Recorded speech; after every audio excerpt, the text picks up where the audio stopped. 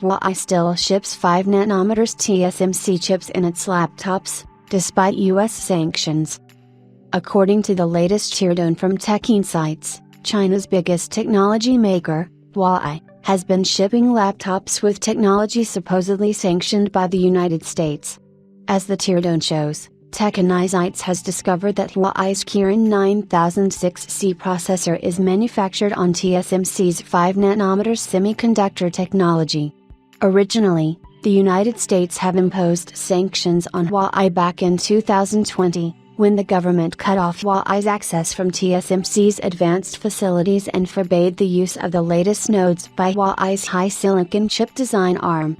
Today's findings show signs of contradiction, as the Kirin L540 notebook that launched in December 2023 employs a Kirin 9006C chipset manufactured on a TSMC 5nm node.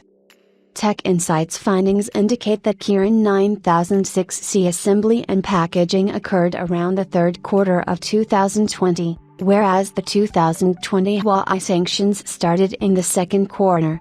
Of course, the implication of the sanctions likely prohibited any new orders and didn't prevent Huawei from possibly stockpiling millions of chip orders in its warehouse before they took place.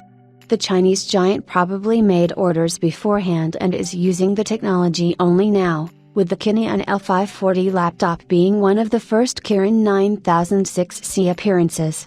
Some online retailers also point out that the laptop complies with the latest security practices required for the government, which means that they have been in the works since the chip began the early stages of design, way before 2020.